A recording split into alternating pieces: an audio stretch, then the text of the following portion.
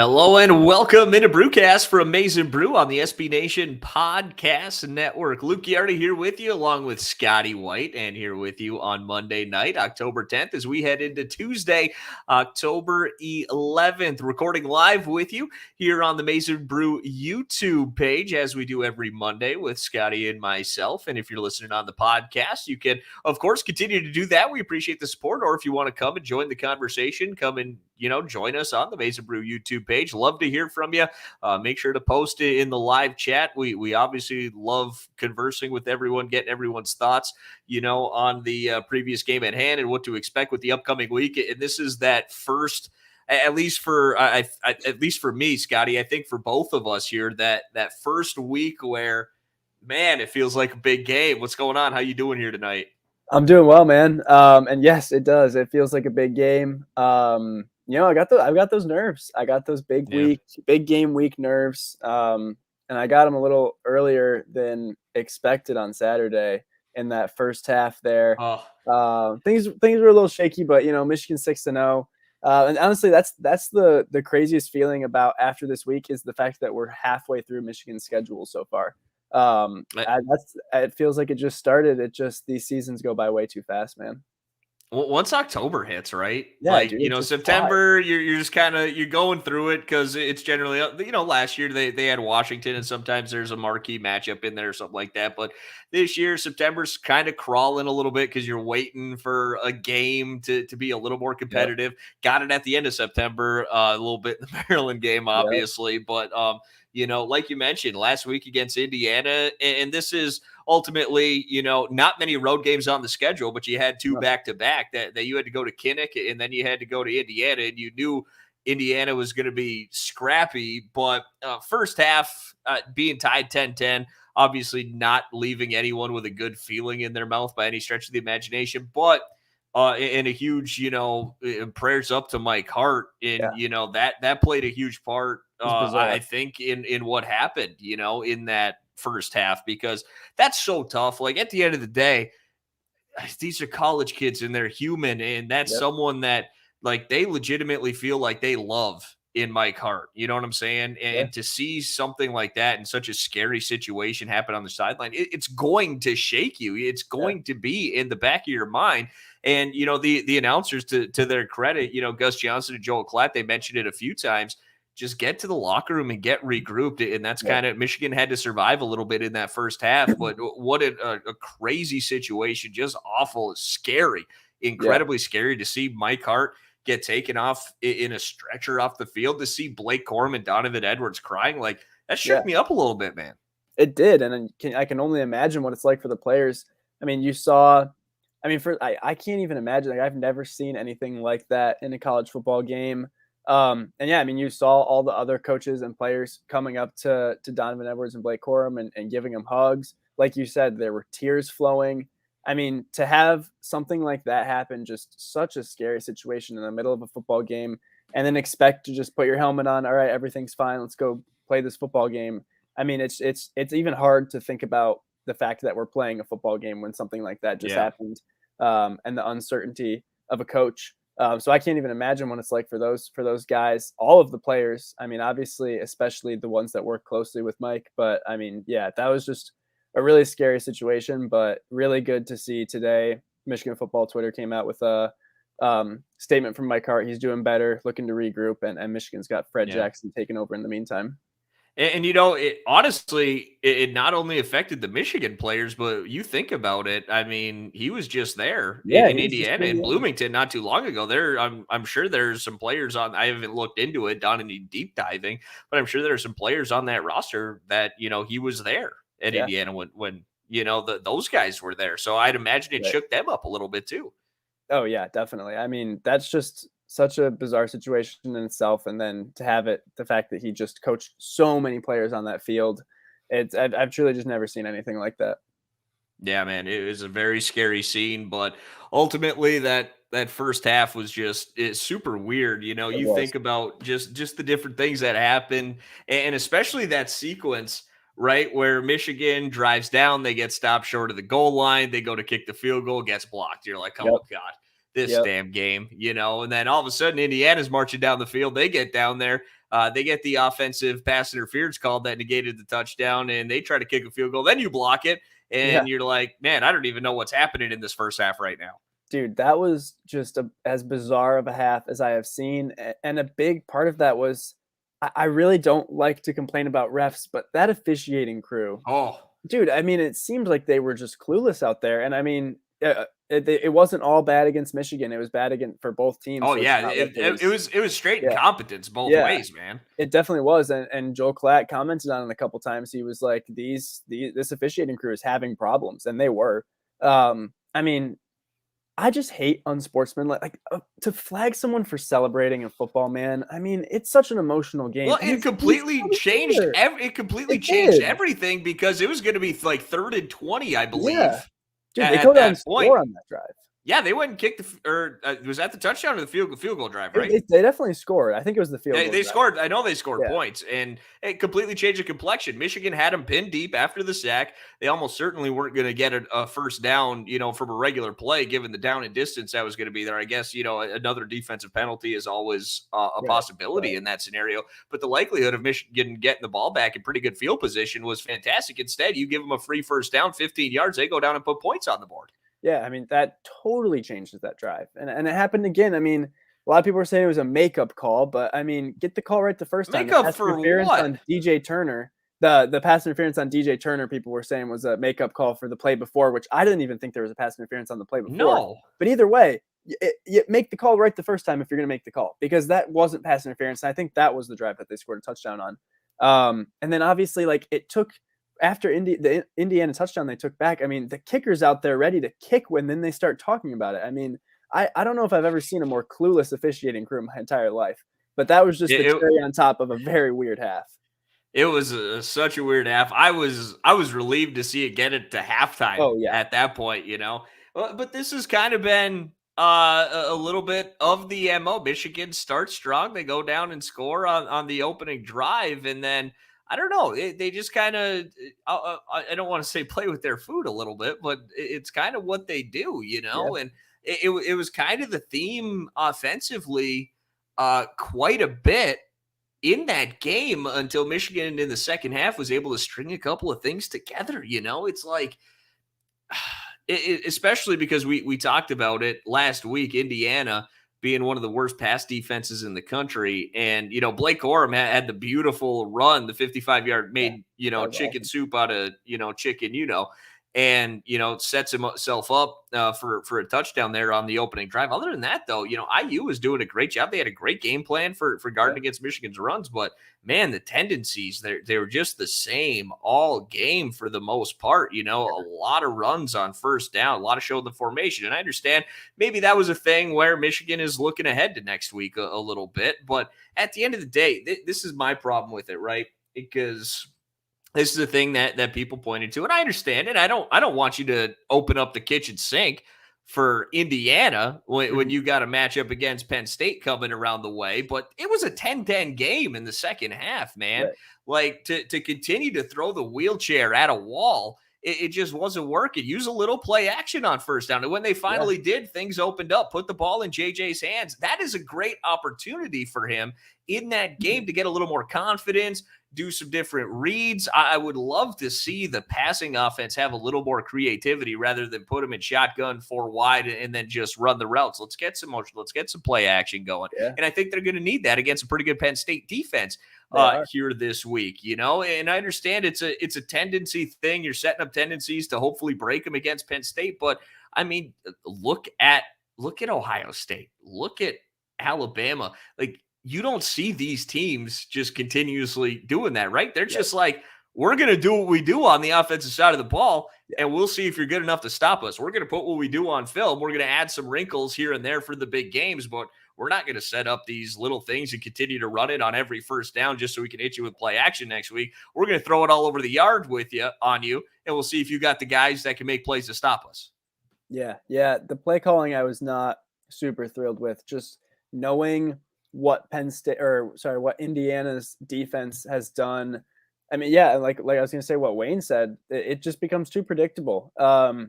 And for a defense, for a pass defense like Indiana's, I love Luke Schoonmaker, but I mean, just so many checkdowns to the tight end when I thought that, I mean, dude, JJ threw for 300 yards, 3 touchdowns, I think Oh yeah. 78% completion, something When like they finally let him sling it a little bit, it yeah, worked. that's when they exploded and ran away with the game, to really end up getting a comfortable win.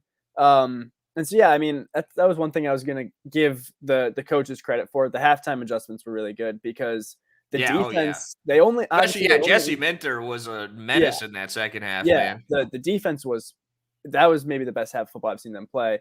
Because I mean, the defense was struggling. I mean, It there was a were numbers game. It was a great game yeah, plan from Tom Allen. They put it the 4 was. wide receivers out, and Michigan put 3 guys over there, and Indiana can block Yeah, on the outside, and they're good at. You're guaranteed damn near to get 6 yards a pop when you do that, and they just definitely. never were able to do it. But I did love. I loved the subbing from the opposite side of the field every time Indiana made a Oh, substitution. yeah. Slow them right down, man. That Yep. was a beautiful game of chess that was being played. It was, except for, of course, when the refs that are supposed to let it happen don't and call an illegal substitute. I was losing my mind at that, dude. Like, I have never seen that. Like, that should be a flag on you. Like, you are the one that messed up.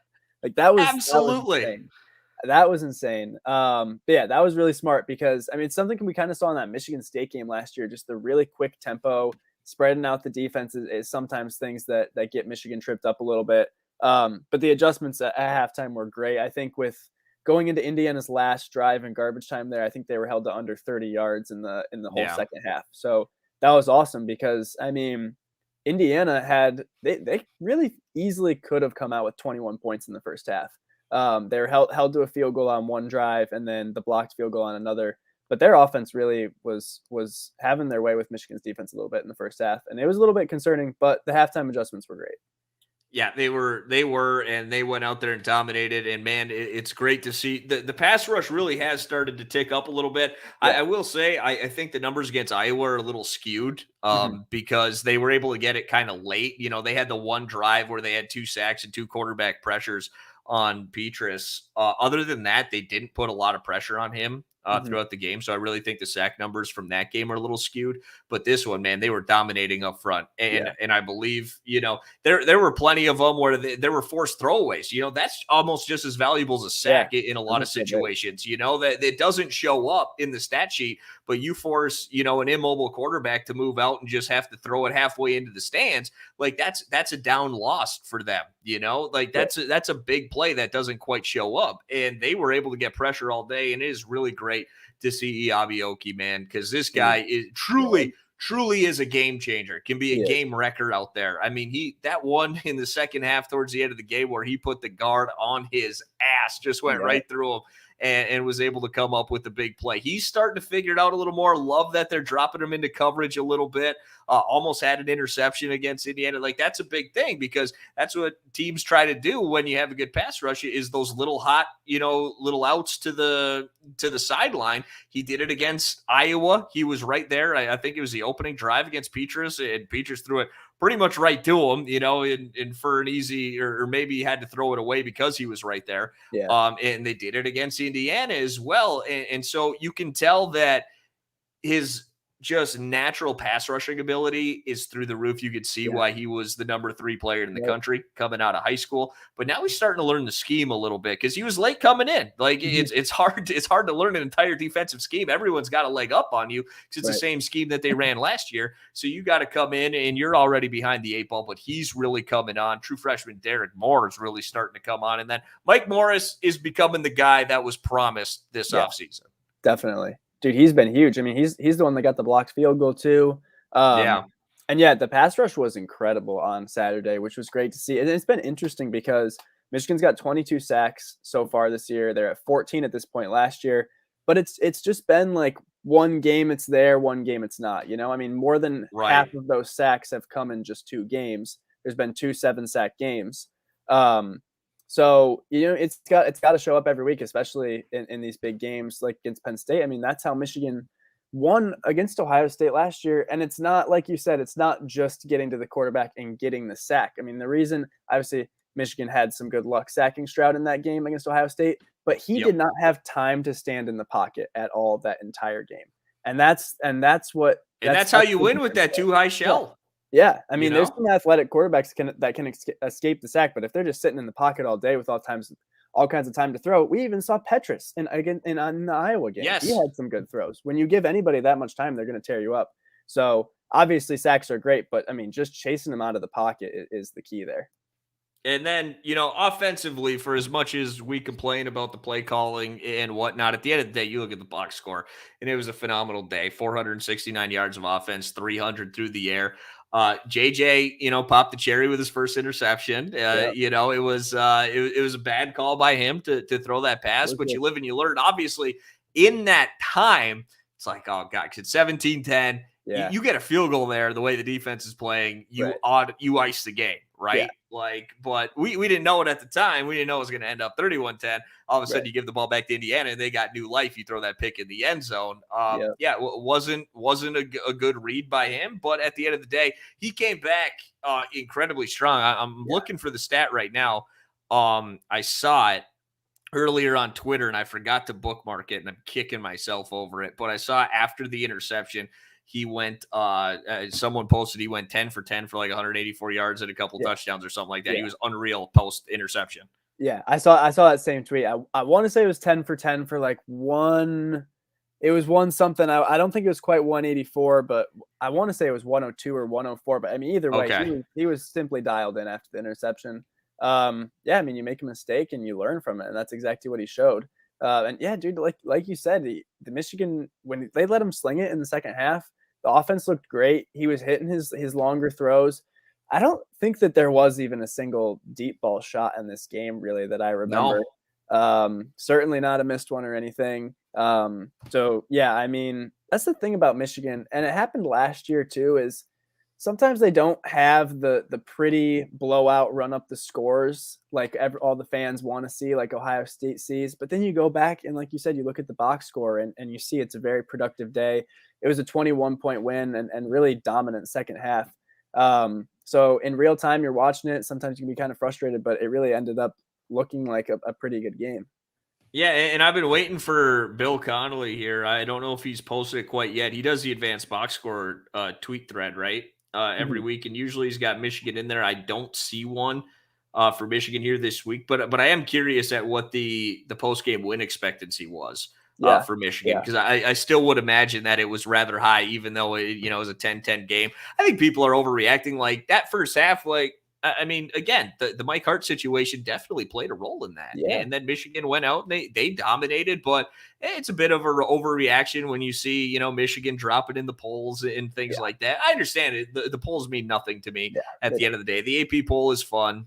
Here we go. Wayne went and found it for us. Post Yeah, interception, 10 for 10, 104 yards, 2 touchdowns. I mean, what more can you ask for that? yeah, That's a guy in his first year as a full-time starter, the 5-star guy in his true sophomore season going out there and responding that way to his first ever career interception. I and mean, that's that in is just a over a beautiful thing to quarter too. see. Yeah, that's in just over a quarter. So Yeah. I mean, that's a great response.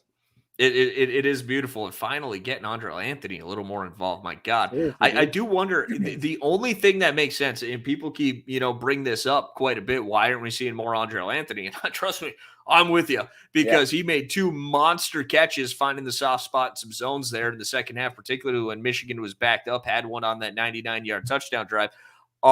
But I'm wondering, is he just not a great blocker on the outside? Because that's one thing you got to be able to do to play in this yeah, offense.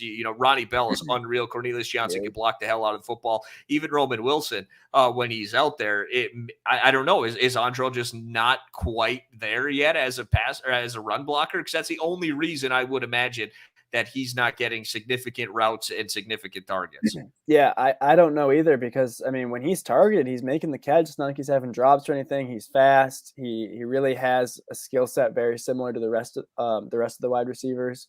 Um, I can't think of another reason either. Yeah. But you mentioned Cornelius Johnson, and that was another guy who made a mistake and bounced right back. Had Yeah. his drop very next play, or not next play, but his next target on the drive. Takes it for a touchdown, makes a nice move. It's just great to see when a guy has a tough play like that and just an immediate response and an immediate good play right after.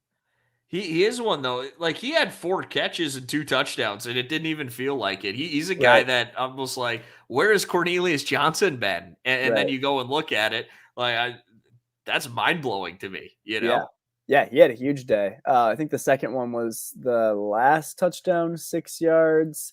Yeah, But yeah, I mean, and dude, that one that he dropped, he was probably taking that for 6 too. He was looking up the field. He was turning man. his head before he caught it because he had a lot of room. Hey, that was a big moment too. That was a tie game, right? At I that think point, it it was still was 10-10. tie game or 17-10. Yeah, I It thought was it was tied, and that's I when think it Michigan was was tied, backed yeah. up on the 1 Yeah, yard you're line, right. You're and right. that was a second down play that he dropped. And I'm like, oh god, here we go. Yep, What else could go wrong? And then Ronnie Bell makes a huge play on that yep. third down. How steady has he been in his return, Dude, man? he Oh, has been he's been so big, just Mr. Consistent and go to yep, whenever you want. I mean, he's getting like 7, 8 receptions every game. And dude, coming up against Penn State, he's remembering that 2019 game. yep. Look for a big day for Ronnie this week. Yeah, it's going to be a monster matchup in the Big Ten. We got number 10 versus number 5 and a couple unbeatens in the Big Ten. Before we get there, I want to let you know that Brewcast is thanks to our friends over at Manscaped, ready to make sure your fall is right. You got to get that beautiful platinum package 4.0. Everything you need. It's a 10-part package. It's amazing. You got the lawnmower, which is phenomenal. The weed whacker, nose and ear trimmer. They got the body wash and ultra premium 2-in-1 shampoo and conditioner. I mean, it's the ultimate grooming package, and we're going to help you out. We are getting you 20% off and free shipping. Join the 6 million men worldwide who trust Manscaped. Head to manscaped.com, insert code MNB20. That's MNB20, 20% off, free shipping. Make sure you're good to go this fall with our friends over at Manscaped. So a wonderful matchup coming up here this weekend in the Big House. Penn State has really turned some heads here this year, man.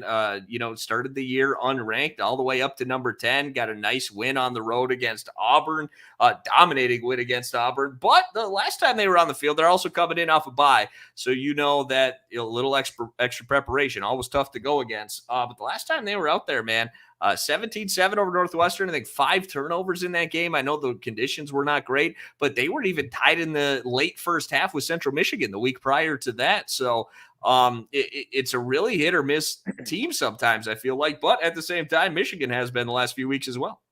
Yeah, dude. I mean, this is one. I guess now we have Illinois is looking like potentially a ranked matchup, but before Ohio State, this is it. Who knows where Illinois will be at when we get there? But yeah, this is a huge game, and I think Penn State's really good. It is tough to tell because, like you said, kind of hit or miss sometimes. I think Auburn is really, really bad too. Oh, yeah. So I think Oh, yeah. that definitely plays. Don't look too much into that blowout against Auburn because Auburn's pretty bad. But this is no Still doubt always about tough it. to go on the road and Oh win a yeah, game like dude, that, yeah, that's a really tough environment too. I think they had like an orange out going for that Auburn game too. So definitely not discrediting them. That's a good win. And they took care of business. They won like 41-12, I think. So yeah, I mean, this is as big as it gets. Top 10 showdown, 2 undefeateds. And I'll tell you this: Michigan can't come out and playing like they did in the first half against Indiana and expect to come out with a win against a top 10 team because it's just not going to happen. And here's the thing, man.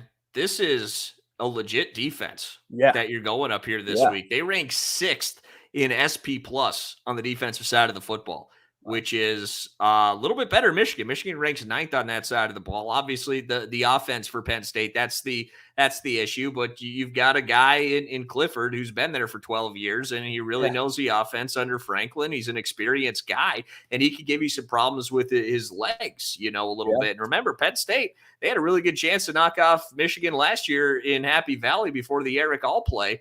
You can't be obviously no one's going to be taking this game light. It's a top 10 matchup, Right. but Michigan still a touchdown favorite against the Nittany Lions here this week. But at the end of the day, they're a team coming off an extra week on the bye week. They've got a good run game. So here's kind of what I'm concerned about as well, right? Is Michigan has still been gashed a few times. Even Indiana was able to have a couple of nice runs. Iowa was able to. Maryland a couple of times. Like sometimes Michigan, I don't know what happened. Some big holes open up, and honestly, it could have been a monster one for Indiana if you saw a cutback lane on one of those plays out there. Michigan was able to bottle up, but ultimately this kid Singleton, the freshman, the true freshman, he's a legit Good. threat. He's a home run threat every time he touches the football. Michigan's got to be buttoned up on that side. Yeah, I've definitely got some concerns going into this game. Um, yeah, I mean, one positive is Michigan's defense last year against Penn State Yeah. absolutely dominated the Nittany Lions, Well, they which is like didn't even they like forgot to block Hutchinson on like yeah. 3 plays last The year. the pressure was, I mean, Clifford was on his ass that entire game. So, Yeah. obviously not the same defense, but this defense did handle them very well last year. But I mean, it's the play calling for the offense. It's got to be more second half in like similar to the second half against Indiana. Not the run, not too many runs on first down when the run game's not working. This is a defense where passing the ball is going to be what beats them. And that's Yeah. downfield passes, not the checkdowns to the tight end. So, I mean, obviously, I've got full trust in the coaches, and I hope that they realize that. But I think that's definitely got to be the game plan. And I'm a little bit concerned about that because I thought that there was going to be more of that against Indiana. And I mean, there were times where it was pretty clear that that's what was working, and they still weren't going to it. So I just hope that that's not the case this week against Penn State. Yeah, and well, at the end of the day, this is a team that allows 262 yards through the air per game. So, they probably saw some things, put a couple of things out there on film to see what they can improve and see what worked against Indiana, and hopefully able to go to it again. Would love to see more play action on first down. I think that's really Yeah, going to open things up. And then once you do, and they start softening that coverage a little bit, Blake Corum's going to be able to hit them. Like yeah, offensively, Michigan should be able to move the football here this week. Granted that there's no turnovers or anything like that. And at the end of the day, you got kind of history on your side. James Franklin, historically in these games is just simply, not all that great, yeah, particularly on the road and coming to the big house. yeah, Um, so that's the thing. And I know it's a very good defense that Penn State has, but Michigan's got the guys. Sounds like Roman Wilson's going to be back here this week. I think it was just concussion protocol a week ago. So you're going to have, all of your weapons at your helm. I think, as far as I know, Blake Corum and Donovan Edwards are still healthy. You just never know with running backs, right? right, That's right. the one thing. But as long as they are, Barnhart's probably going to be the guy at right tackle here this week. Trente Jones, I can't imagine is going to be coming off the high ankle sprain. But other than that, Michigan's pretty healthy going into this game, which is all you can ask for this time of year. Yeah, definitely. But yeah, I mean, I think that Michigan's definitely going to have to score some points in this one. I think that, so far with some of the struggles that we've seen from the defensive side against Maryland, against Iowa, against Indiana, there were some drives that those teams couldn't quite finish. But a better team like Penn State, they're going to take advantage of that. They're going to finish some drives for touchdowns. So Michigan's got to do the same. Like you said, you got all your receivers, really let JJ sling it. 350 yards, man. I want to see that this week. And he's got the weapons for it. Penn State's defense, that's where their weaknesses are. So I think if Michigan really goes for that kind of play calling, I think that they should be fine. But I expect a pretty close game. This is an interesting question from Tyler Fields talking about Joey Porter Jr. here. He said, we think they're going to have Porter on Bell all game.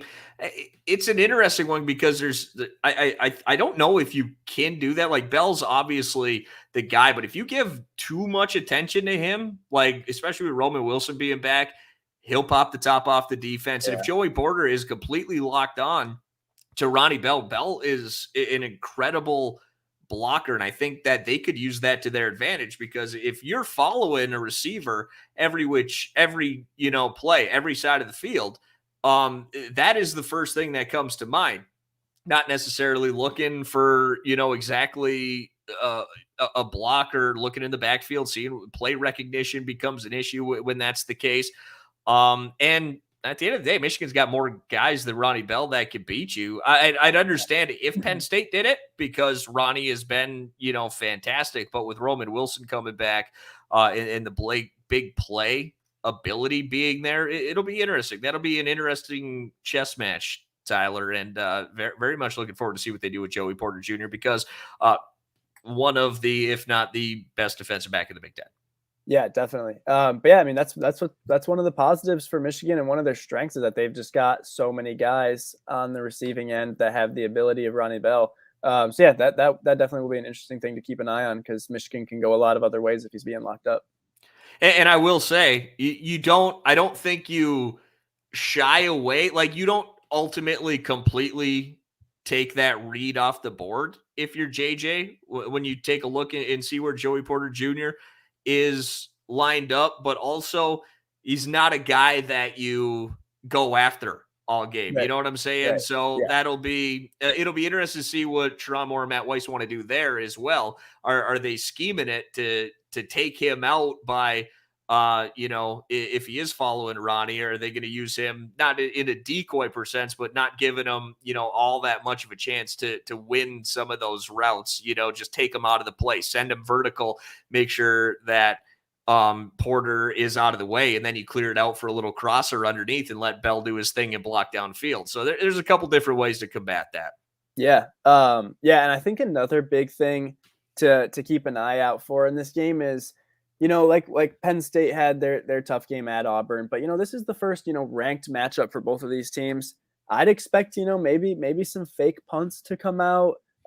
Maybe some trick plays that we haven't seen yet before. I think that there definitely could be We some haven't things seen from yet both this teams. year, Scotty? What? We haven't seen a single flea flicker. We have not, and that was huge for Michigan last year. They loved the flea Yeah. flicker. Maybe it comes out this week. You never know. I think we're gonna see some more creativity. I really do. I think that they've been saving some stuff for this first big game. I'll tell you what I would really like to see. We saw it a little bit, and it worked out quite well. Let's get Donovan Edwards in the slot a little bit. See if we Yeah. can get a little linebacker matchup out there and attack the middle of the field. Yeah, seriously. I mean, I think they've only done it about like one time, but it worked really Yeah, well. we thought it was going to be a major part of the offense coming into this season, Yeah. given how the end of last season. I mean, it really should be because when he gets those mismatches, man, it is dangerous. Yeah. So it'll be fun, man. This is one of those times where I'm excited about the game. You know what I'm I'm saying? really It's excited. a monster matchup. I'm nervous for it. I'm going to be a nervous wreck throughout the entire thing. Yep. But I miss that feeling. I know, It's the and best. like it's a different feeling going into it rather than being nervous because the team's sloppy and you're letting a bad team hang around. Like Right. that is a completely different feeling that I do not like. That But I sucks. love that feeling sucks, man. Yeah. Yes. But when it's a big matchup going in, I've got no problem with the nerves. Oh yeah. I mean, this is just one of those weeks. Obviously, every week I'm thinking about the game all week. I can't wait, but it's just got a different feel when it's undefeateds, going at it in the big house. I'll be at the game. I can't wait. And really, I haven't gotten those kind of nerves since the Ohio State game because the Iowa Right. game, the Big Ten championship, was over like that, and unfortunately, so was the college football playoff. So. Lewis Blake says here, I know people get so upset when it's said, but I just don't think they're putting a lot on film. And we alluded to this earlier in the show, and we agree with you. It's a set up tendencies to break tendencies sort of thing. But again, when you are Michigan and you've got a top 10 offense, SP plus, you've got home run hitters, like you don't have to do that, man, at the end of the day. And I understand it's gotten them to this point. They're undefeated. All right, let's go do it. I totally get it. But also making sure that the offense is in rhythm and playing on time consistently. For me, that's a little more important than setting up tendencies to break them because you need everyone on the same page, especially when Sharon Moore and Matt Weiss, like the guy, Josh Gaddis, who ultimately was calling the plays last year, is now gone. I understand there are, some questions of whether or not Gaddis was, really that great of a coordinator and whatnot, but he was ultimately the guy last year, right? And now you got two guys that are calling these plays.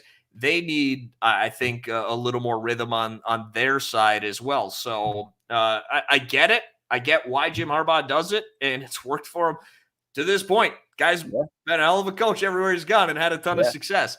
But at the end of the day, sometimes you can break those tendencies when it's a tie game in the second half and you're on the road against an undermatched team because the last thing you want is a team like that hanging around. So, but it's worked to them. They're 6-0, and they're going into a monster matchup at home against Penn State. Yeah, I mean, I definitely could see that being the case. I know. I mean, you got to think like the coaches know that this is a very easy schedule in terms like compared to normal years.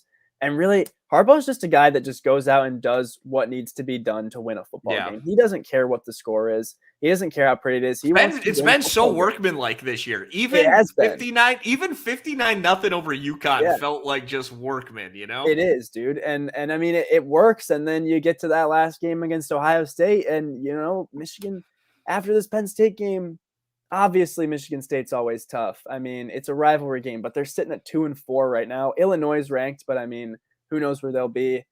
They really could. I mean, obviously this is a really tough game this week. They're going to have to pull some more stuff out, but I mean, you can't blame him if he's just going out there and getting what needs to get done to get a win, and then pull everything out against Ohio State. They don't know what's coming.